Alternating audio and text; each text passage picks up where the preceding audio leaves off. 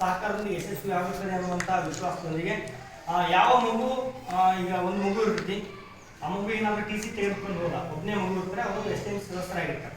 ಆ ಮಗು T C ತೆಗೆದುಕೊಂಡು ಹೋದ ತಕ್ಷಣ ಅವರ ಒಂದು ಸದಸ್ಯತ್ವ ಅಲ್ಲಿ ಮುಕ್ತಾಯ. ಅಥವಾ ಒಂದು ಮಗು 7ನೇ ತರಗತಿ ಇದೆ, 7ನೇ ತರಗತಿಯಿಂದ 8ನೇ ತರಗತಿ ಪಾಸ್ ಆದ ತಕ್ಷಣ ಆ ಒಂದು STMC ಸದಸ್ಯರ ಅವಧಿ ಮುಕ್ತಾಯ ಆಗ್ತೈತಿ. ಮತ್ತೆ ಅದಕ್ಕೆ ಹೊಸ ಮೆಂಬರ್ನ ಆಯ್ಕೆ ಮಾಡ್ಕೊಳ್ತಕ್ಕಂಥದ್ದು ಇದು ನಿಯಮ ಇದೆ. ಸೊ ಒಟ್ಟು 18 ಜನ ಪೋಷಕರ ಪ್ರತಿನಿಧಿಗಳು ಇರ್ತಾರೆ. ನಮ್ಮ ಶಾಲೆ ಎಷ್ಟು ಮಕ್ಕಳಿದ್ದಾರೆ, ಅದಕ್ಕೆ ಯಾವ್ಯಾವ ಜಾತಿಗೆ ಅನುಗುಣವಾಗಿ ಎಷ್ಟೆಷ್ಟು ಸೀಟುಗಳು ಬಂದಿದ್ದಾವೆ ಅನ್ನೋದನ್ನ ಮುಂದಿನ ಹಂತದಲ್ಲಿ ನಮ್ಮ ದುರ್ಗಪ್ಪ ಸರ್ ಬಗ್ಗೆ ಎಲ್ಲ ವಿವರವಾಗಿ ಮಾಹಿತಿಯನ್ನು ಕೊಡ್ತಾರೆ. ಹಾಗಾಗಿ ಉಚಿತ ಮತ್ತು ಕಡ್ಡಾಯ ಶಿಕ್ಷಣದ ಒಂದು ಕಾರಣಕ್ಕೋಸ್ಕರ 6 ರಿಂದ 18 ವರ್ಷದ ಯಾವ ಮಕ್ಕಳು ಆಗಿರಬಾರ್ದು, ಶಿಕ್ಷಣ ವಂಚಿತರಾಗಬಾರ್ದು, ಮಕ್ಕಳಿಗೆ ಎಲ್ಲಾ ಸೌಲಭ್ಯಗಳು ಸಿಗಬೇಕು ಅನ್ನೋ ಕಾರಣಕ್ಕೋಸ್ಕರ ಈ STMCಯನ್ನ ನಾವು ನಮ್ಮ ಸರ್ಕಾರ ಒಂದು ಕಾನೂನಾತ್ಮಕ ಬೆಂಬಲವನ್ನು ನೀಡಿ ಎಲ್ಲಾ ಶಾಲೆಗಳಲ್ಲಿ, ಎಲ್ಲಾ ಪ್ರಾಥಮಿಕ ಶಾಲೆಗಳಲ್ಲಿ, ಪ್ರೌಢಶಾಲೆಗಳಲ್ಲಿ ಈ STMCಯನ್ನ ಪ್ರತಿ 3 ವರ್ಷಕ್ಕೊಮ್ಮೆ ಎಲ್ಲಲ್ಲಿ ಕೂಡ ರಚನೆಯನ್ನ ಮಾಡಲಾಗುತ್ತದೆ. ಇಷ್ಟು ಈ ಒಂದು ಕಾನೂನಾತ್ಮಕವಾಗಿರ್ತಕ್ಕಂಥ ಮಾಹಿತಿಯನ್ನು ತಮ್ಮ ಮುಂದೆ ವ್ಯಕ್ತಪಡಿಸ್ತಾ, ಇದರೊಳಗಡೆಗೆ ಯಾರು ಅಂತಂದ್ರೆ ಎಲ್ಲ ಪಾಲಕ ಪೋಷಕರು ಅಂದ್ರೆ ತಂದೆ ಅಥವಾ ತಾಯಿ ಎಲ್ಲ ಸಮಿತಿ, ಇದರೊಳಗಡೆ 18 ಜನ ಸದಸ್ಯರಲ್ಲಿ ಕಡ್ಡಾಯವಾಗಿ 9 ಜನ ಮಹಿಳೆಯರು ಇರಲೇಬೇಕು. ಕಡ್ಡಾಯವಾಗಿ 9 ಜನ ಮಹಿಳೆಯರು ಇರಲೇಬೇಕು. ಅಧ್ಯಕ್ಷ ಪುರುಷ ಆದ್ರೆ ಉಪಾಧ್ಯಕ್ಷ ಕಡ್ಡಾಯವಾಗಿ ಮಹಿಳೆ ಇರಲೇಬೇಕು. ಸೊ ಇದು ನಿಯಮ. ನಂತರದಲ್ಲಿ ನಮ್ಮ ಶಾಲೆಯಲ್ಲಿ ಓದುವ ಮಕ್ಕಳ ವರ್ಗಕ್ಕನುಗುಣವಾಗಿ, ಜಾತಿಗನುಗುಣವಾಗಿ ಎಷ್ಟು ಮಕ್ಕಳಿದ್ದಾರೆ, ಎಷ್ಟು ಸೀಟ್ಗಳು ಬರ್ತಾವ ಅನ್ನೋದನ್ನ ಎಲ್ಲ ಶಿಕ್ಷಕರು ಸೇರಿಕೊಂಡು ನಮ್ಮ ಶಾಲೆಯಲ್ಲಿ ಎಲ್ಲ ಮಕ್ಕಳ ಪಟ್ಟಿಯನ್ನು ಮಾಡಿಕೊಂಡು ಯಾವ್ಯಾವ ಜಾತಿಗಳಲ್ಲಿ ಎಷ್ಟೆಷ್ಟು ಮಕ್ಕಳಿದ್ದಾರೆ ಅಂತ ಹೇಳಿ ಪಟ್ಟಿ ಮಾಡಿಕೊಂಡು ಅದಕ್ಕೆ ಸಂಬಂಧಪಟ್ಟಿರ್ತಕ್ಕಂಥ ಮಾಹಿತಿಯನ್ನು ನಮ್ಮ ಸರ್ ತೆಗೆದಿದ್ದಾರೆ. ಅದನ್ನ ಬೋರ್ಡ್ ಮೇಲೆ ಎಲ್ಲರಿಗೂ ಕೂಡ ಹಾಕ್ತಾರೆ. ಸೊ ಅಲ್ಲಿ ಆಯಾ ಸಮುದಾಯಕ್ಕೆ ಎಷ್ಟೆಷ್ಟು ಸೀಟ್ಗಳು ಬರ್ತಾವ ಅನ್ನೋದನ್ನ ಅವರು ತಮ್ಮ ಮಾಹಿತಿಯನ್ನು ಹಂಚಿಕೊಳ್ತಾರೆ. ಮಾಹಿತಿ ಹೇಳ್ತಾ ಈ STMCಯ ರಚನೆ, STMCಯ ಉದ್ದೇಶ, ಹೇಗೆ ಸದಸ್ಯರನ್ನ ಆಯ್ಕೆ ಆಗಬೇಕು, ಹೇಗೆ ಸದಸ್ಯತ್ವ ಮುಗಿಲಿಕ್ಕೆ ಅಂತಕ್ಕಂಥ ಮಾಹಿತಿಯನ್ನ ಸಂಕ್ಷಿಪ್ತವಾಗಿ ತಮಗೆ ತಿಳಿಸಿಕೊಳ್ಳಲಿಕ್ಕೆ ಅವಕಾಶ ಮಾಡಿಕೊಡಿರ್ತಕ್ಕಂಥ ಎಲ್ಲರಿಗೂ ವಂದಿಸಿ ನನ್ನ ಮಾತುಗಳು. STMC ಅಂದ್ರೆ ಏನು, ಅದರ ಒಂದು ಸದಸ್ಯರು ಆಗ್ಬೇಕಂದ್ರೆ ಏನೇನು ಅರ್ಹತೆಗಳು ಇರಬೇಕು, ಮತ್ತೆ ಆ ಒಂದು STMC ಸದಸ್ಯರಾಗಿರ್ತಕ್ಕಂಥವ್ರು ಏನೇನು ಜವಾಬ್ದಾರಿಗಳು ಇರಬೇಕು ಅನ್ನೋದನ್ನ ಸವಿಸ್ತರವಾಗಿ ಮಾಹಿತಿಯನ್ನು ನೀಡಿದಂತಹ ನಮ್ಮ ಶಾಲೆಯ ಶಿಕ್ಷಕರಂತಹ ಮಂಜುನಾಥ್ ಸರ್ ಅವರಿಗೆ ಧನ್ಯವಾದಗಳನ್ನು ಅರ್ಪಿಸ್ತಾ ಇದ್ದೇವೆ. ಇದೀಗ ನಮ್ಮ ಶಾಲೆಯಲ್ಲಿ ಯಾವ ಯಾವ ಕೆಟಗರಿಯ ಮಕ್ಕಳು ಎಷ್ಟು ಸಂಖ್ಯೆಯಲ್ಲಿದ್ದಾರೆ ಆ ಸಂಖ್ಯೆಗೆ ಅನುಗುಣವಾಗಿ 18 ಜನ ಟೋಟಲ್ ಮೆಂಬರ್ಸ್ ಇರ್ತಾರಲ್ಲ STMC ಒಳಗಡೆ, ನಮ್ಮ ಕೆಟಗರಿಗೆ ಎಷ್ಟು ಜನ ಬರ್ತಾರೆ ಮೆಂಬರ್ಸ್ ಅನ್ನೋದನ್ನ ಡಿವೈಡ್ ಮಾಡಿ ನಾವೆಲ್ಲ ಇಟ್ಟಿದ್ದೇವೆ. ನಿಮಗೆ ಆ ನಂತರದಲ್ಲಿ ಪೋಷಕರ ಪಟ್ಟಿಯನ್ನು ಸಹ ಕೊಡ್ತೇವೆ. ಈ ಮೀಟಿಂಗ್ ಇದನ್ನು ಮಾತಾಡಿದ ತಕ್ಷಣ ನಿಮಗೆ ಈಗ ಅದ್ರ ಬಗ್ಗೆ ನಿಮ್ಗೆ ಸವಿಸ್ತರವಾಗಿ ಯಾವ್ಯಾವ ಕೆಟಗರಿಗೆ ಎಷ್ಟು ಸೀಟ್ಗಳು ಬರ್ತವೆ ಅನ್ನೋದನ್ನ ನಮ್ಮ ಶಾಲೆಯ ಕ್ರಿಯಾಶೀಲ ಮತ್ತೋರ್ವ ಸಹಶಿಕ್ಷಕರಾದಂತಹ ದುರ್ಗಪ್ಪ ಸರ್ ಅವರು ನಮಗೆ ತಿಳಿಸ್ಕೊಡ್ತಾರೆ. ಸರ್ ಇನ್ನೊಂದು ಈಗ ಜವಾಬ್ದಾರಿ ಹೇಳಿಲ್ಲ, ಅವ್ರ ಜವಾಬ್ದಾರಿ ಏನು, ನಾವು ಕರ್ತವ್ಯ ಅನ್ನೋದು ತಿಳಿಸ್ಕೊಡ್ತಾರೆ. ಇಲ್ಲ, ನೆಕ್ಸ್ಟ್ ಬಾಡಿ ಆದ್ಮೇಲೆ ವಿವರವಾಗಿ ಹೇಳೋಣ. ಬಾಡಿ ರಚನೆ ಆದ ತಕ್ಷಣ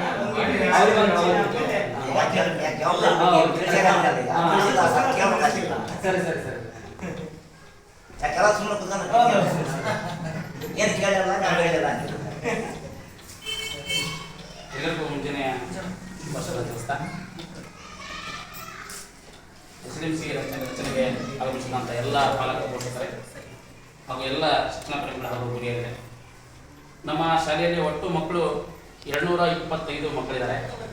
ಇಲ್ಲಿ ಮೊದಲನೇದಾಗಿ ಪರಿಶಿಷ್ಟ ಜಾತಿ 19 ಮಕ್ಕಳು ನಮ್ಮ ಶಾಲೆಯಲ್ಲಿ ಓದ್ತಾ ಇದ್ದಾರೆ.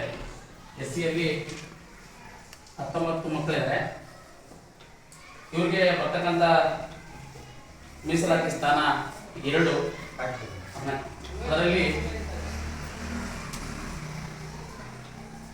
ಅದರಲ್ಲಿ ಅರ್ಧ ಭಾಗ ಹೆಣ್ಣು ಮಕ್ಕಳಿಗೆ ಕೊಡಬೇಕು, ಅರ್ಧ ಭಾಗ ಗಂಡು ಮಕ್ಕಳಿಗೆ ಕೊಡಬೇಕು. ಅಂದರೆ ಇದರಲ್ಲಿ 1+1 ನಾವು ಮೀಸಲಾತಿಯನ್ನು ಹಂಚಿಕೆಯನ್ನು ಮಾಡಲಾಗಿರ್ತಕ್ಕಂಥದ್ದು. ಇನ್ನು ಎರಡನೇದಾಗಿ ಪರಿಶಿಷ್ಟ ಪಂಗಡ ST ಒಟ್ಟು ಮಕ್ಕಳ ಸಂಖ್ಯೆ 1+1. ಇದಾದ ನಂತರ ಪರಿಶಿಷ್ಟ ಪಂಗಡದಲ್ಲಿ 12 ಮಕ್ಕಳು ಇರ್ತಾರೆ.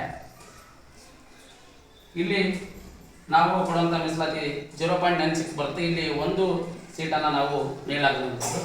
ಆದರೆ ಇಲ್ಲಿ 1 ಸೀಟ್ ಇರ್ತದಲ್ಲ, ನೀವು ಗಂಡರ ಸೃಷ್ಟಿಸಬಹುದು. ನೀವು ಗಂಡರ ತಗೊಂಡ್ರೆ ನೆಕ್ಸ್ಟ್ ನಲ್ಲಿ ಹೆಣ್ಣು ಕೊಡಬೇಕು. ಅಂದ್ರೆ ಟೋಟಲ್ ಒಟ್ಟಾರೆ 18 ಇರೋದ್ರಲ್ಲಿ ಅಲ್ಲಿ ನೀವು ಅರ್ಧದಷ್ಟು ಮಹಿಳೆ ಕೊಡಬೇಕು, ಅರ್ಧದಷ್ಟು ಪುರುಷರು ಕೊಡಬೇಕು. 9/18 ಅಲ್ಲಿ 9 ಮಂದಿ ಅವರು, 9 ಮಂದಿ ಪುರುಷರು.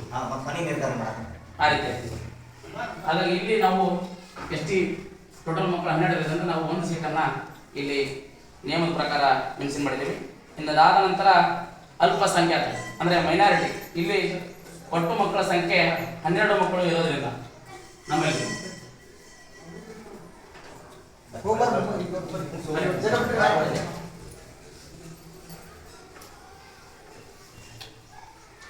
ಅಲ್ಪಸಂಖ್ಯಾತ ಮಕ್ಕಳು 12 ಮಕ್ಕಳು ಇರೋದ್ರಿಂದ ಇಲ್ಲಿ ಕೂಡ ನಾವು ಒಂದು ಸೀಟನ್ನು ನೀಡಲಾಗ್ತದೆ. ಇಲ್ಲಿ ನೀವು ಅಲ್ಪಸಂಖ್ಯಾತರಿಗೆ ಒಂದು ವೇಳೆ ನೀವು ಗಂಡು ಕೊಟ್ಟಲ್ಲಿ ಇದಕ್ಕೆ ನೀವು ಹೆಣ್ಣು ಕೊಡ್ತೀವಿ. ಇಲ್ಲಿ ನೀವು ಒಂದು ವೇಳೆ ಪುರುಷ ಕೊಟ್ಟರೆ ಇಲ್ಲಿ ನೀವು ಹೆಣ್ಣು ಕೊಡ್ತೀವಿ.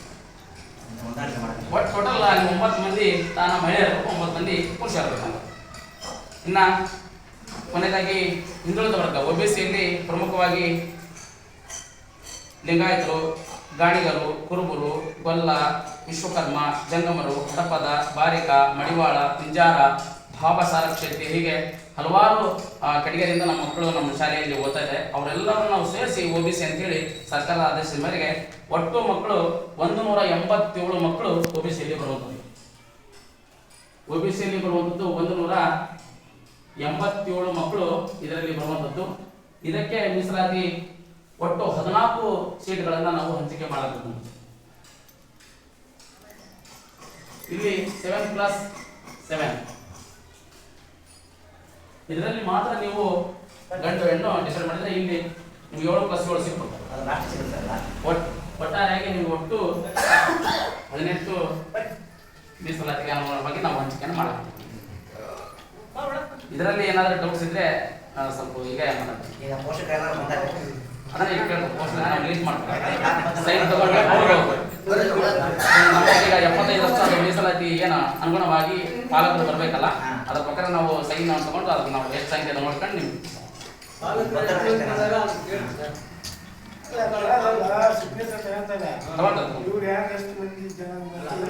ಸರ್ ದಯವಿಟ್ಟು ತಮ್ಮಲ್ಲಿ ಪಾಲಕರ ತಮ್ಮ ಮಕ್ಕಳು ಯಾರಾದ್ರೂ ಶಾಲೆ ಓದೋರು ಅಂತ ಕೈ ಐತೆ ನನ್ನ ಮಕ್ಕಳಾದ್ರೆ ಶಾಲೆ ಓದೋರು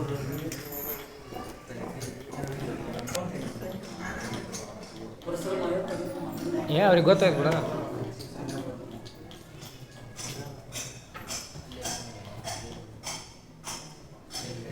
ಸರ ಇಲ್ಲಿ ನಮ್ಮದು ಕೌಂಟಿಂಗ್ ಮಾಡ್ಬೇಕಾಗ್ತದೆ.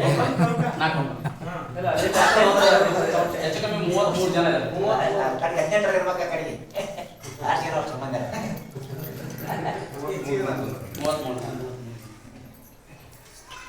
33 ಲೆಕ್ಕ ತಾನೆ ಸರ್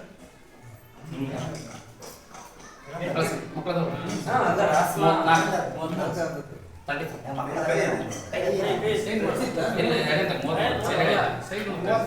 34